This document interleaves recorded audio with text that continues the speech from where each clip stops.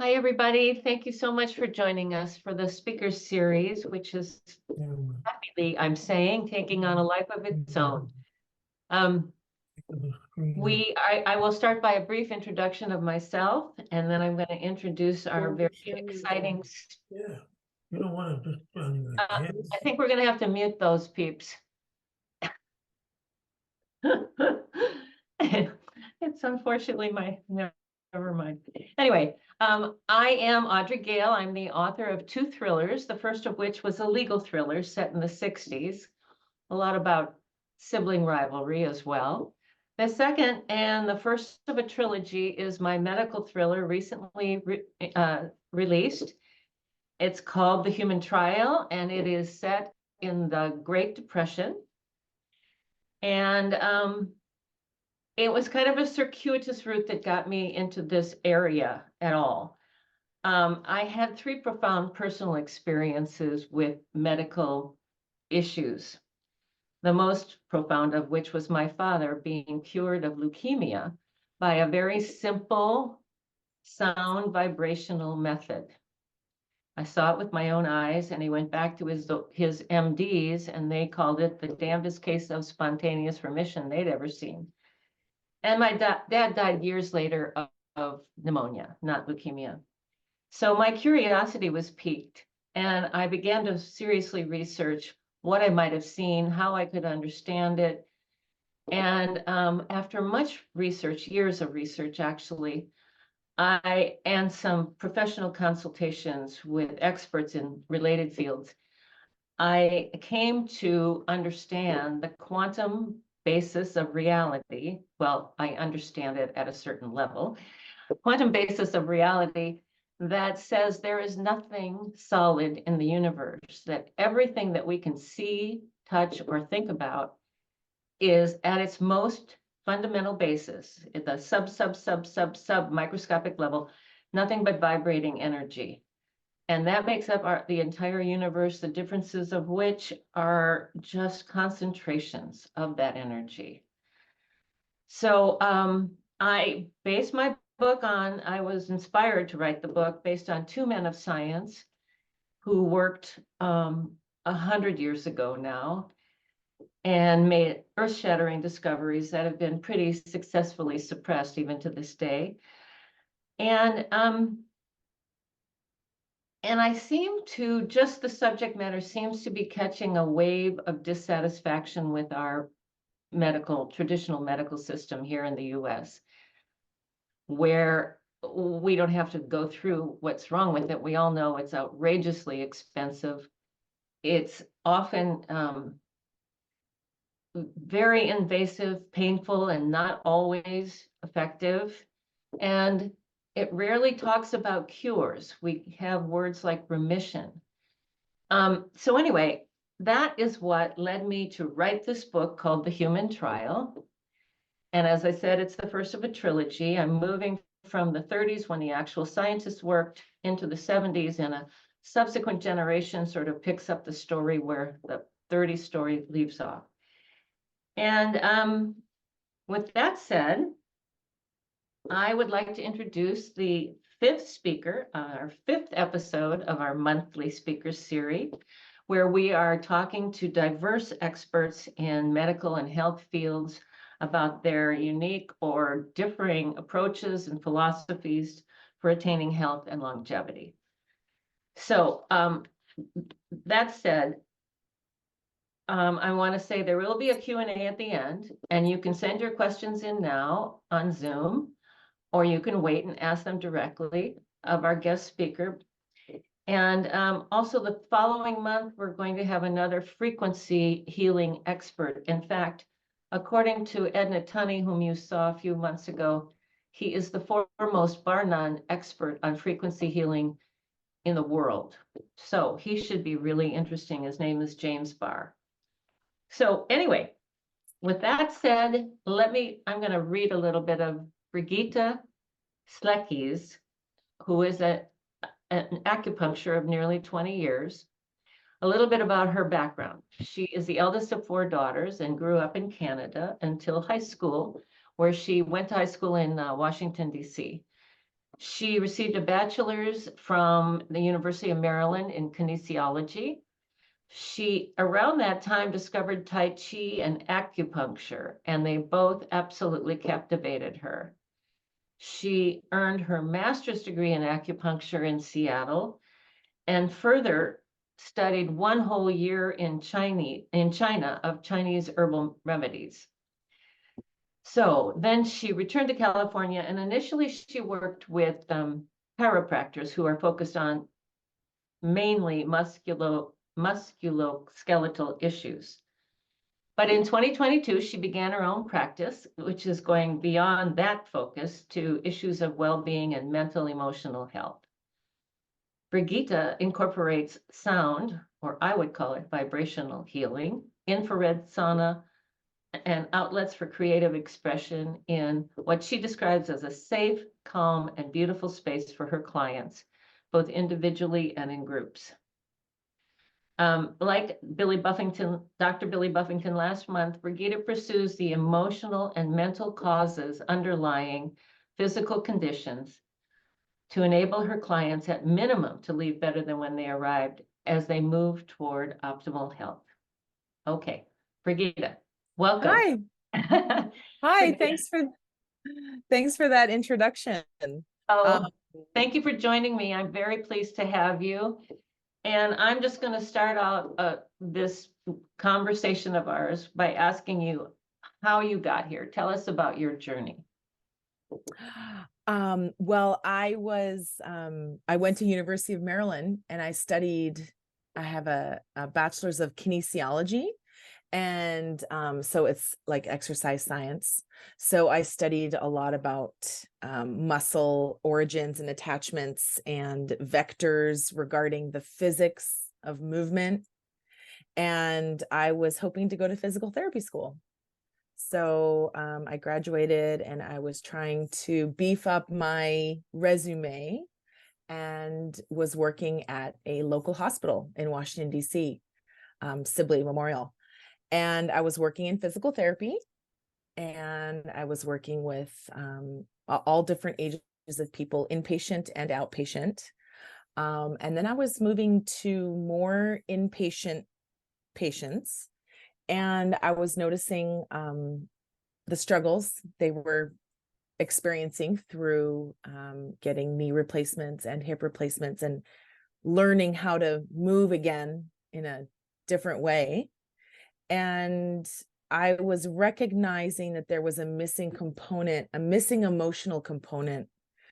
You have to want to walk.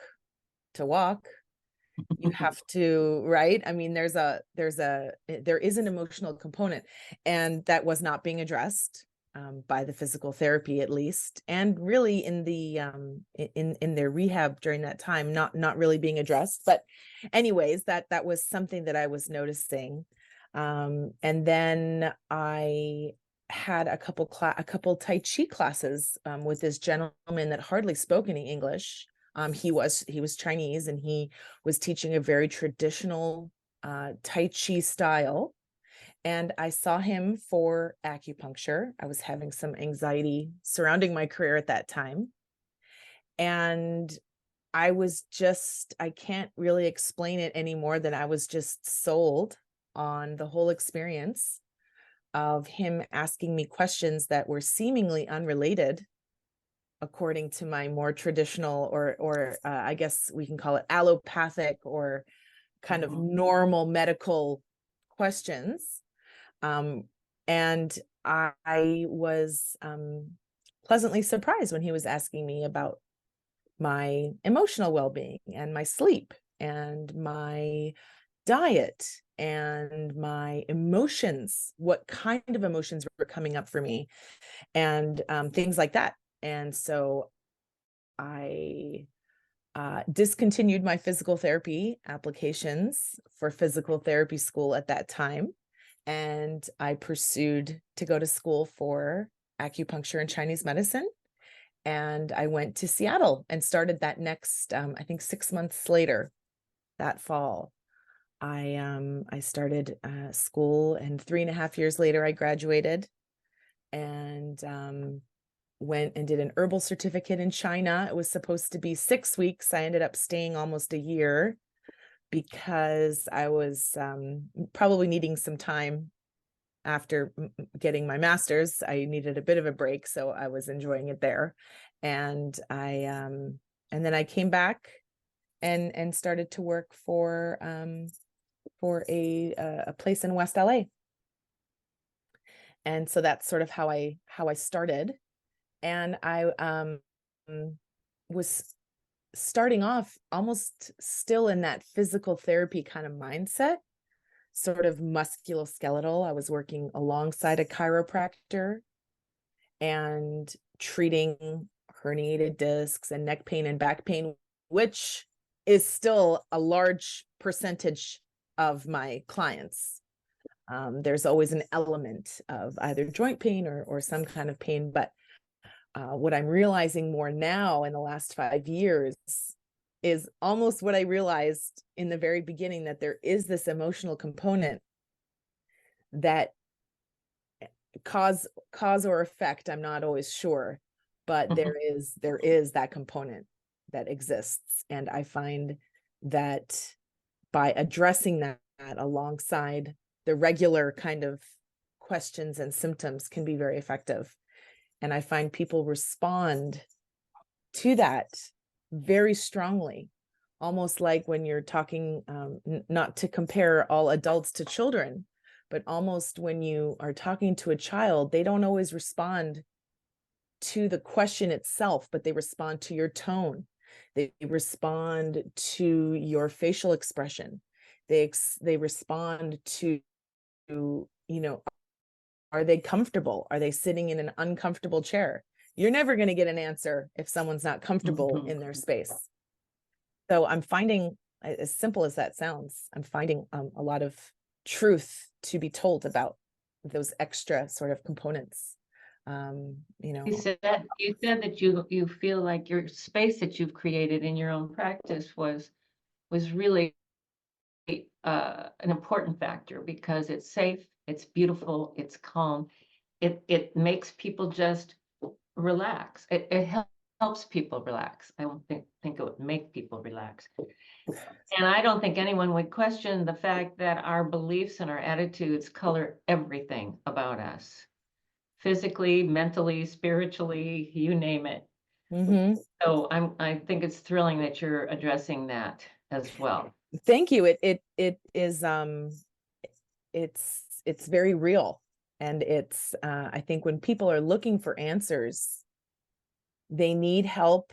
I'm not sure if it's just opening up, but they need help accessing another realm of themselves, which is possibly more emotional, possibly deeper subconscious, possibly, patterns that have been involuntarily given to them by maybe their parents or by something at a young age where they just thought it was normal to do something or to think something. I mean, I think we've all experienced sort of those deep set things, but I think that frequency work can really access that more than our more logical language. So I'm finding, just in the last few years, like post-COVID, that maybe me too, I'm maybe more interested in that in people. And maybe that's why it's come now to this more sort of energetic space, is that I myself am more interested into some of these subconscious roots. And Do you feel, Brigita, that somehow vibrations, whether they be auditory or otherwise, that somehow accesses our subconscious or deeper levels just I through do. vibration?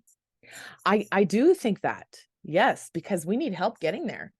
We are not open books, so to speak. We are not, and you probably, as an author yourself, probably, it takes their steps. It's like the peeling back of the onion.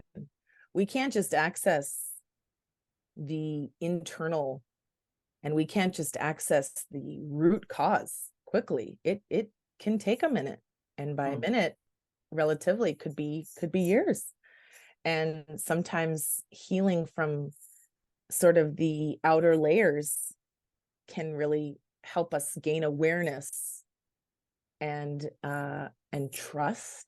trusting that we can access these sort of inner feelings or inner, and it can even be feelings, like it can be even be feelings of pain.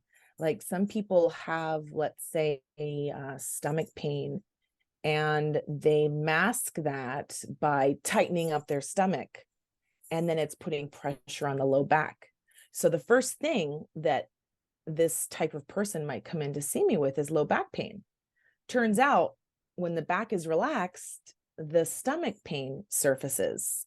Turns out when that stomach pain surfaces, it's surfacing in times of stress and anxiety. In Chinese medicine, it's the stomach that is mostly affected by what they call worry. And so, and I think we've all experienced an element of that when there's a stressful situation, our stomachs get knotted up, for example. And so absolutely, it takes a minute to get there, to get deep, to sort of shed the excess layers of what we're guarding against. So you do this by acupuncture? I do. Is it questioning, or is it, I know you do sound baths and sound healing and so forth. How do you get to those deeper layers? Well, that's the trick, isn't it? It's sort of Truly. it's a multifaceted approach for sure. Yes, it usually starts verbally, but like we just talked about, if someone's in a space where they're not feeling comfortable, they're not going to really tell me or anyone about something that they're feeling in their body or in their mind or in their, gut. So, but yes, verbally is sort of where we start. And by talking to people, and also with Chinese medicine, certain reactions from people can signify which organs are possibly being stressed. For example, if there's a stress on the liver system, people that have a liver system stress, they talk a little bit loudly, almost like they're giving instructions, and it may not be appropriate. For example, if I'm asking someone a question and they're answering me in a very authoritative way, that's not really that appropriate. I'm just asking a question. It's almost like you can notice there's a bit of an imbalance there. Whereas someone that has a problem with the lungs, a common issue with that is lack of volume. So just by the verbal interaction alone, I can sometimes tell a little bit about which organs are a little bit not out of whack necessarily, but are a little stressed. And that can did you learn that in China when you were studying herbal medicine, or did you learn that in acupuncture? Or it was a part of acupuncture school. It's called the 5-element theory.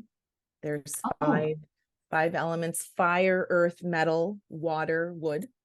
And in Chinese medicine, there's also, every culture might have their own. For example, the Tridosha method of Ayurvedic medicine from India, they have 3 elements.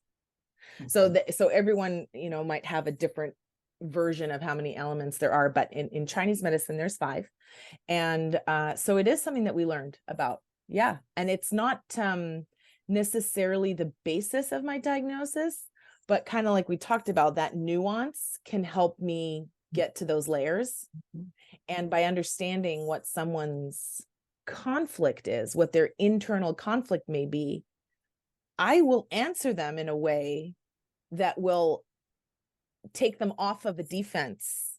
For example, if it's like a very liver system person that's talking, or someone that is very sensitive to stress and anxiety, I'm going to act in a way, that will make them not experience that, so that we can remove that layer, etc. So it's, so it becomes an art, which comes with experience. I suppose. It sounds like your 20 years of experience is coming out right here.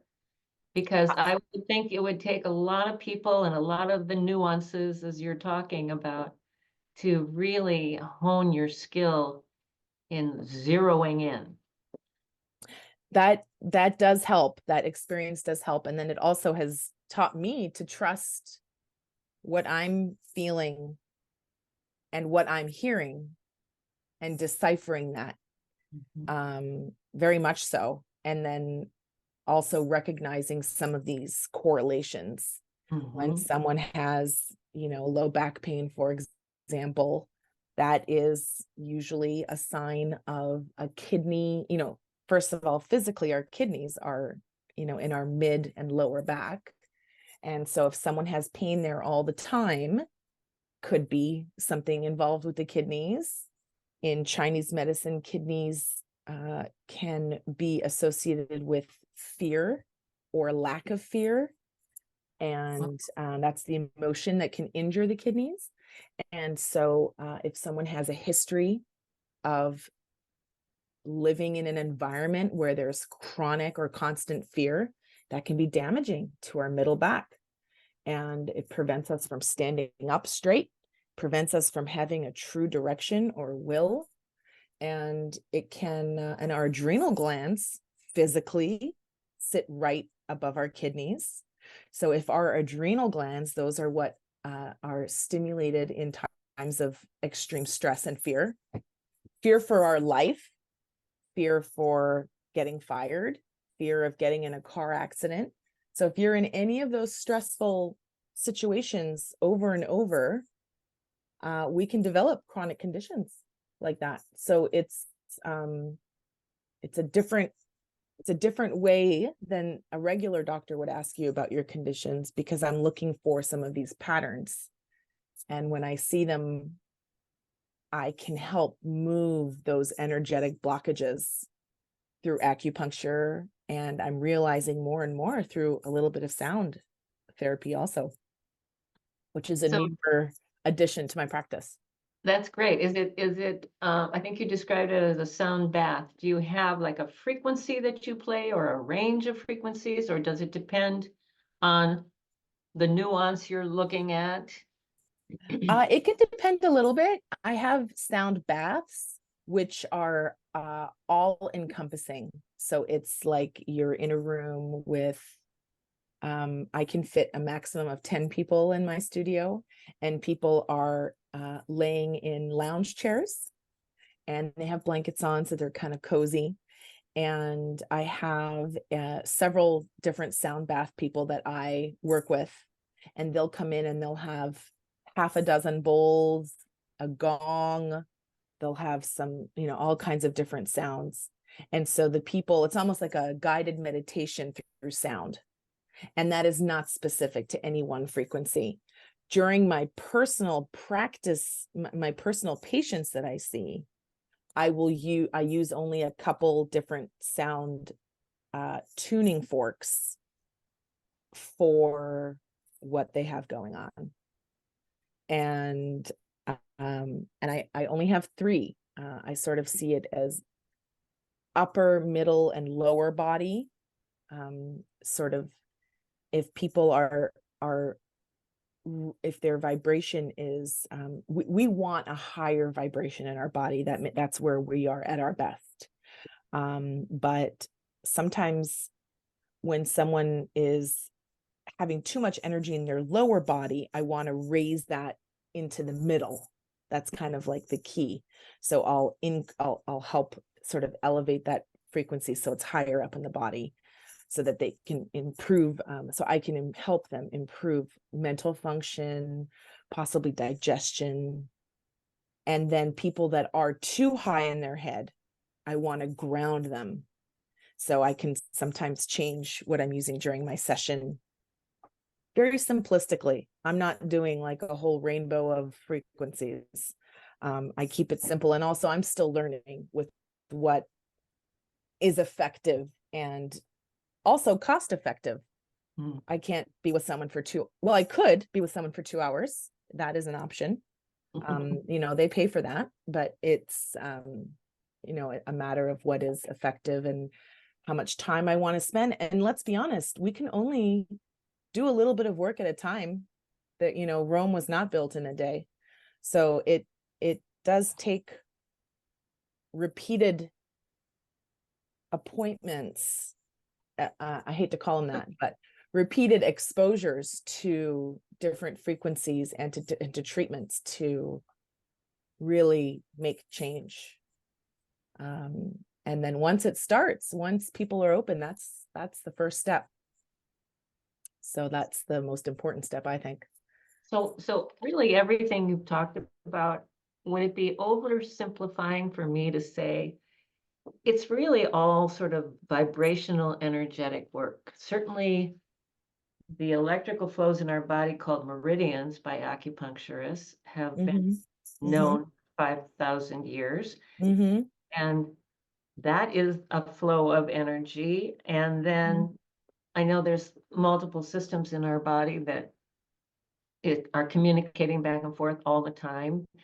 But it sounds like really all these aspects you've been talking about are sort of vibrational based. Or is that oversimplifying? There is a vibrational component. Absolutely. I am also the daughter of an engineer, and it's not a coincidence that it's a master's of science in acupuncture. There's a lot of anatomical trigger points that I'm using also to release certain muscle groups, but they are also related. You know, energy, we are both. We are physical, we are energetic. So I do my best to treat both, but I can't quite let go of the anatomy, of the science, of the physical muscle tension that I feel before and after a cupping session, for example. There's hard evidence for that as well. So it's an art. I think it really is an art to see what you think someone will respond to the most. And let's face it, people come to my office physically. They lay down on my table physically. I have an infrared lamp on them physically. There's a vibration coming from the light into their tissue. There's a marked difference from the tension of people before a treatment and after. And that all I can feel with my hands, regardless of how connected I am to their subconscious behaviors. There is a physical also, and I'm not quite, I'm a very physical person too. I feel that I can read a lot from people with where their tension lies. And so I'm hands-on, so to speak, and I'm not quite willing to let that go at this time. However, the frequencies can help me get there, and the frequencies can help give me a whole other set of information. So I'd like to say that I sort of tread in both pools, and So I think they're connected. So oh, of course they're connected. of course, yeah. So when someone walks into your examination room, for want of a better term, you get an instant vibe. I do. I try and really stay neutral and open, because, and I always, before my day, I always take time to make sure I'm neutral and I'm not mad that my son, you know, didn't clean up his room that morning or whatever. I try and, you know, like keep it neutral so that what I'm experiencing is strictly from the other party, so that I'm not sort of clouding my own judgment. So I just take a few minutes to really emotionally cleanse my stuff, so that when I see people, it's a lot more clear to me. Is that through some sort of meditation, or? It's a short meditation, and I physically kind of jump around, and I do a shaking action, which is one of the most efficient ways to move lymph in the body. Oh, using a trampoline, which of course I don't have in my studio, but I that would doing be this shape. Hi. fun. But there's sort of, I do kind of almost like I'm as if I just took a shower and I'm shaking off the water, almost like a wet dog or something, kind of shaking that, and it moves, can increase movement of lymph. And then emotionally, I just sort of put to rest what's going on. I just hit that pause button so that when someone comes, I can be a little more open to what they're actually saying, not my, I don't want to put my sort of opinion on it. Yeah, right. That would be the hard thing, I think, for most of us, is we come with our own little set of baggage, and we sort of hear what we want to hear, and we interpret things the way we want to interpret things. I think being neutral would be a real, certainly for me, a real challenge. It is a little challenging, but I've learned that the more neutral I am and the less I'm trying to get across, like the more submissive I am, the more information I get. So it's better for me, it's better for the patient, and it's better for the whole interaction. And it's kind of like so that's sort of how I start. And then so the vibe comes right away. And then again, like we talked about, there are systematic symptoms that also correlate with things that we have learned in anatomy class. For example, the liver and gallbladder sit on the upper right side of the abdomen. So if someone's talking about chronic pain in the liver area, I'm going to ask them some livery questions about drugs and alcohol, about history of gallbladder disease. There is a component of allopathy or regular medicine. So I want to be sure to cover my bases with that. And if there is something abnormal or there is a red flag, acupuncturists can be primary care practitioners in California. So I need to be able to at least say that I think that they might need to see someone that is a specialist in that area or something like that, if I think that there might be something more than what I can diagnose or treat, which there sometimes is. Is that unusual that you can be primary care? It's usually it's not that it's unusual, but not everyone does that. Most people, you said in this state, is that yes, unusual just in California? Every state has a different set of rules. Okay. In New York State, they're not allowed to be primary care providers. So that means that it doesn't happen a lot because most people that are coming for acupuncture also have a primary care practitioner. So 9 times out of 10, that's not always, I'm not the only person that they're seeing. 90% of the time, I think I have maybe one patient that is doing his own thing and seeing, all kind of different people, but most people already, they are covered. And I make sure to ask that so that they are getting the best care, because if there is something that I see as abnormal, I make sure that I tell them that, but then I go on with what I do, which is, treat the pain ... Yeah.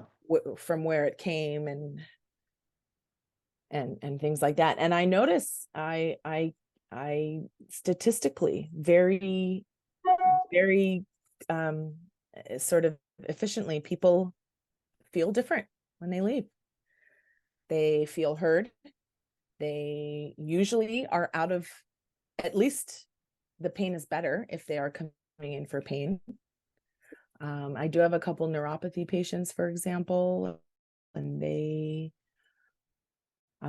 it takes everything down a notch. When you work on the nervous system, everything is going to be less and it's not so overwhelming. So it will be, everything will be a little better. And then when that happens, that's almost like the first onion layer. Then they can start to notice some other things that maybe aren't showing up because we're in a more stressed state. So it's important to feel that, because sometimes the outside things aren't the real problem. Right. They probably rarely are, And actually. So you did mention that that now insurance companies cover acupuncture. So I imagine that's positively affecting your business. I don't take insurance, but what I do is I will write a super bill. So when someone comes to see me and they have out of network coverage, I will give them a specific type of bill that has my license number, it has the diagnostic codes, the treatment codes, and they can submit that to their insurance company. If they are covered, they will get a portion of what they paid me back directly from the insurance company. I just, at this time in my career, I do not have like a front desk with a full-time insurance person that's calling the insurance companies and dealing with the reimbursements. There are clinics like that. I used to work that way. I would see a few people an hour, and that can be effective when you're paying, and then the insurance company will pay a portion back. And that was, now I feel like I'm a lot more in tune with that one person, and they get my full attention for an hour. And then after paying me, I do give them that super bill so they can submit that. I'm always happy to send them that. It's just a PDF file. It takes me a couple minutes. Yeah, I understand the requirements, especially of Medicare, but insurance companies is you need a full-time person, it seems, at many of these clinics. It does seem that way, unfortunately. Yeah. And but it's still great that they do reimburse. I have lots of patients that do that they meet their deductible, and then out of network they get maybe half of their costs back. When did that happen? That it's different. Legitimized by insurance. When I graduated in 2003 in Washington State, they were starting to cover acupuncture. So I think there's also different plans, like when you work for a corporation and they offer different insurance plans. I think if you want, you can choose a plan that has, if you want to take the alternative care package or whatever. But a lot of times people tell me that not a lot of providers accept those plans. So some people are frustrated by that. So I think it would depend on, but if you can get coverage and then you find someone that is good and that you like, that could be great. So it's always something to check out for sure. It seems to me, so the medical field has been pretty tightly controlled for a long, long time, as long as it's existed, probably. It's only 150 years. But it does sound like it's kind of breaking down around the edges. But acupuncture has snuck in somehow. And maybe some of these other therapies that have long been disregarded, I guess would be a good word. They're starting to sneak in. I mean, when I started looking into vibrational healing, I don't remember ever having a conversation about that with anybody, and now I'm having it all the time. Interesting. Yeah. Yeah. So hopefully we're moving in the right direction. Yeah, we're almost, I guess, are we moving backwards? We're moving forwards, but we're moving forwards, and we're recognizing that getting closer to our roots, I think that's what's been making us sick. We're too far from being barefoot and connected to our oh my gosh elements. doesn't this remind you of Dr. Billy last month? Dr. Billy, the MD psychiatrist from Columbia University, says, here's what we can all do tomorrow. Take your shoes off and go stand in the grass or the sand and get some sun. Mm-hmm. Because those are the two electromagnetic fields that we have evolved in, and we are very far from that. That's right. So it's so funny. It's great. I'm finding this consistency Mm-hmm. in all these different approaches. There's this consistency, and it seems to boil down to treating the whole person, which is body, mind, and soul. That's right. Every aspect affects every other aspect. I So, totally agree. yeah, we can't just go to the eye expert or the ear expert and we can, and we do, but it's kind of missing the interactions that are happening at all times. I had an early on statistic of 40 billion cells in our bodies with 1 billion interactions every second. When you think about that level of complexity, everything does affect everything. That's right. And how can you deny that your overall tension doesn't affect that? Mm-hmm. That would be silly to think that it doesn't. Mm-hmm. To think that you can't, that our, and vibe is short for vibration. And that is, we are vibrant, vibrational, energetic beings. Yeah.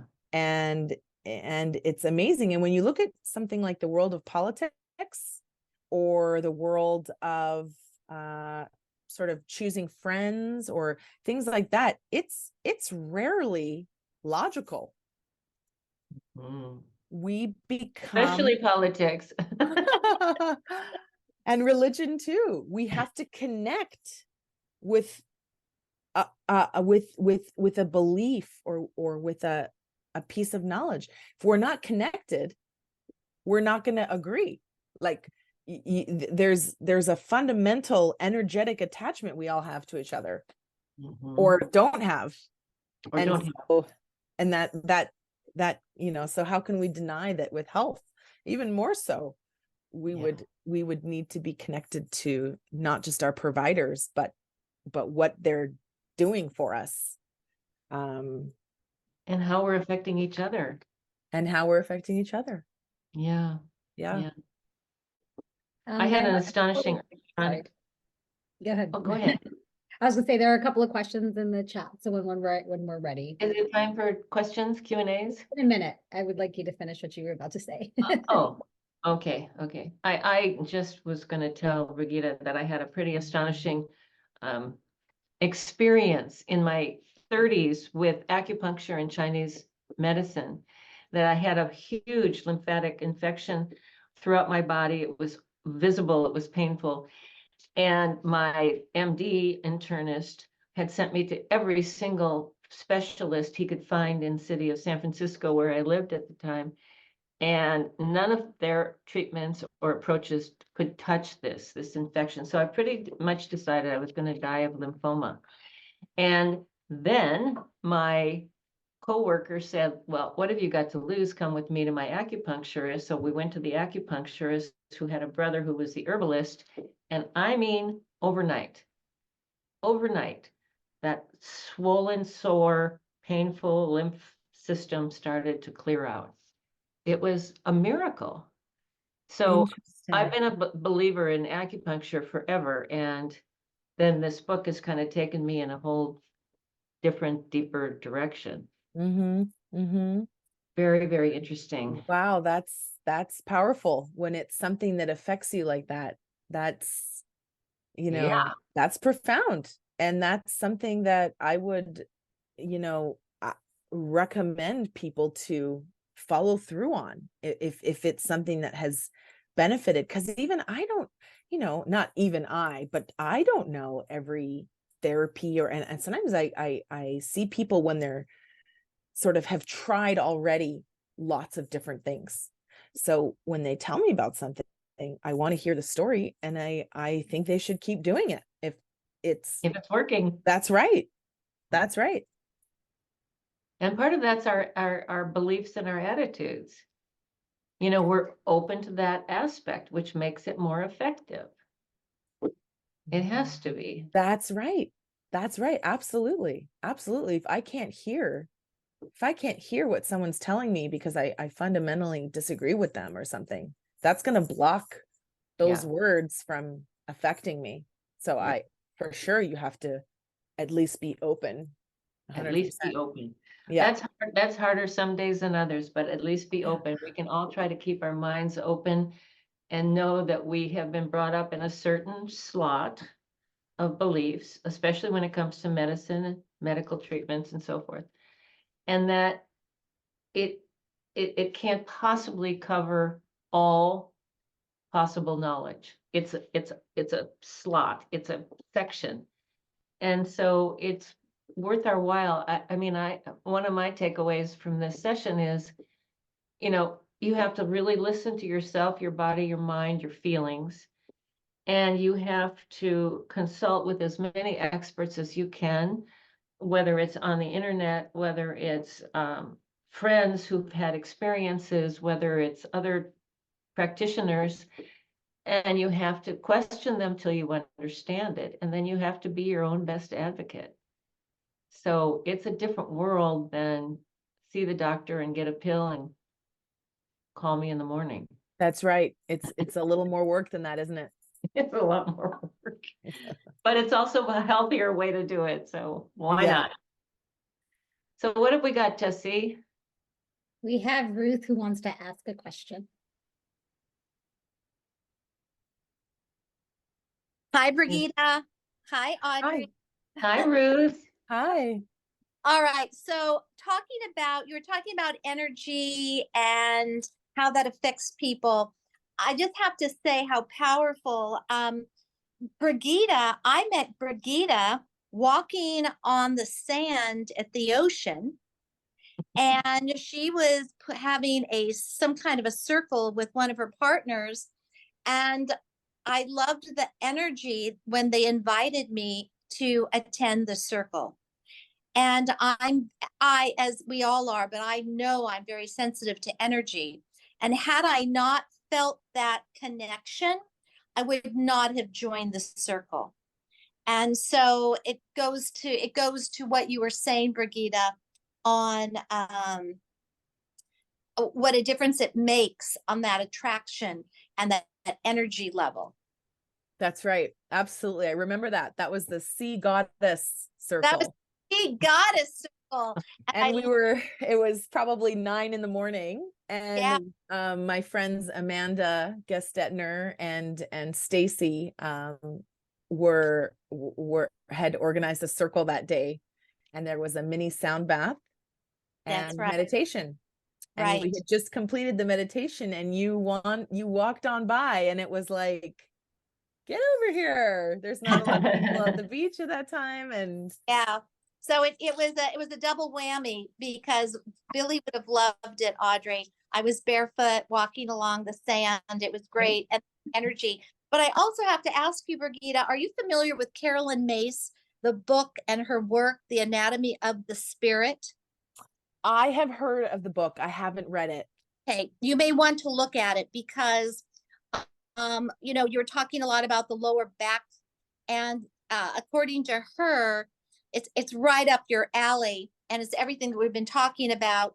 But I believe it's the lower back that is concerned about money and foundational pieces. So that must be another added knowledge for you when you talk to your people. It's phenomenal. It's phenomenal. I think I went through 3 books, and I keep giving them away, and I keep buying new ones. Okay, well, we have other questions, and I have to remind you, I have to leave right at 6:30. So maybe we could move into another question, Jesse? Yes. Susan asked, do you suggest that patients tell you what is wrong, or do you prefer to diagnose directly yourself? I like it when they tell me. I like it when they tell me what they're feeling, when they're feeling it. I ask questions surrounding You know, I'm not a psychic. I'm not a medium. I'm not, I feel like I am intuitive, but I still want to hear everything that is going on, because that allows me to put pieces together. And so I like it when they lay it out. And also the manner at which someone tells you and dives into their own issues tells me things too. I bet. So I like to know. I like to know. And then I also do my self-diagnosis. I look at the tongue, I look at the eyeballs, I look at their skin. I sometimes hold their hand and check their pulses. You know, I can tell if their voices are loud or quiet, if they're hot. I can read temperature. You know, there's a lot that goes into the diagnosis of people. And so I like to hear what they have to say about their problems. And I'll sometimes ask questions that they can't answer because they don't know.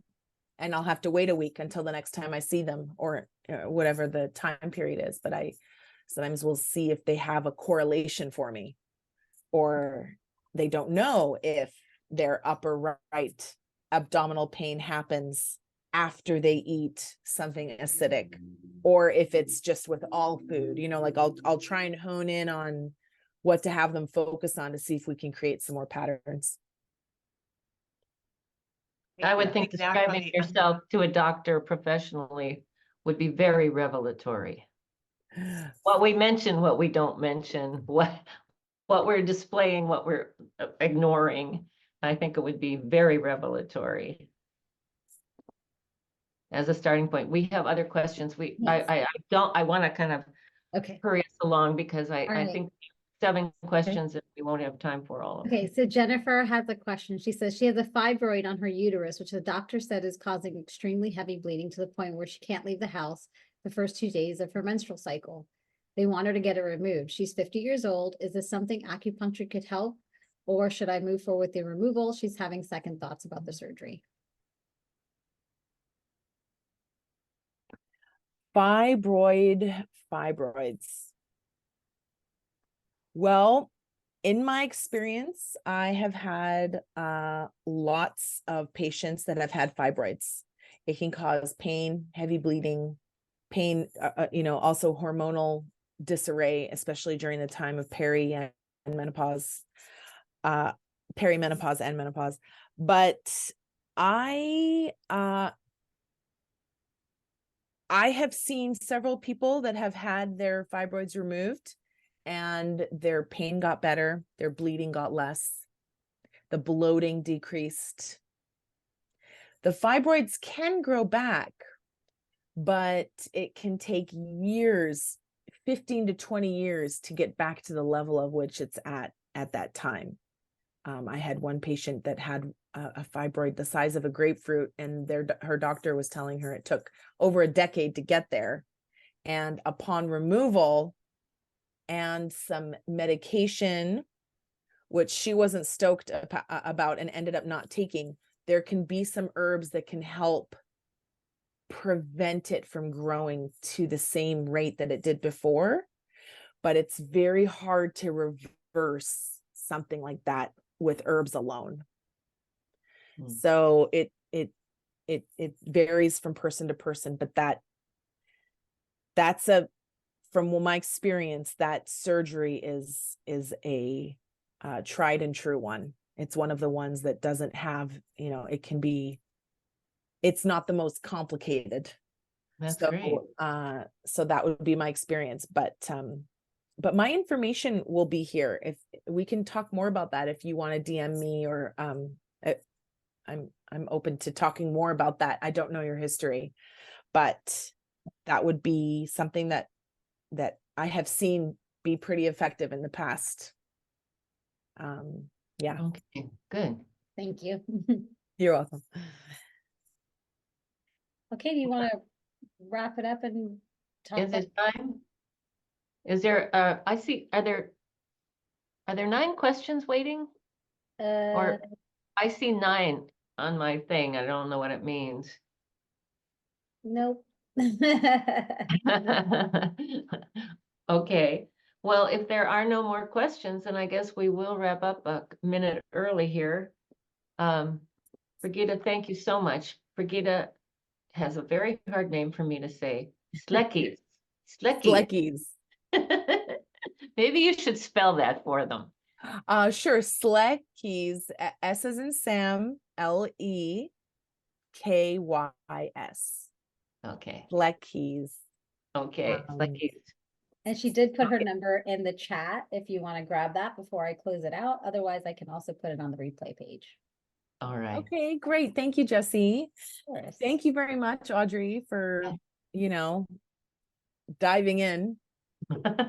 Thank you very much. Thank you, everyone, for showing up today. As I said, Dr. James Baer is going to be with us next month. He is the bar none, quote unquote, foremost expert on vibrational healing technologies, things like resonant light, frequency generating machines, and so forth. He is the closest to Royal Rife that exists in the world. So he should be quite a unique experience. We're going to have to meet earlier, though. He's on the East Coast, so we're going to be meeting at 4 instead of 5:30. But anyway, thank you for joining me, and keep joining me. I'm going to keep finding experts from all over the place. I have my eye on somebody who is an ion expert, but she's in London, so I'm trying to figure out how to do that one. But anyway, we're going to have an interesting array. Thank you, Audrey. Sounds great. Thank you, Gita. Thank you, everybody. Thank you. Bye-bye. Okay, bye.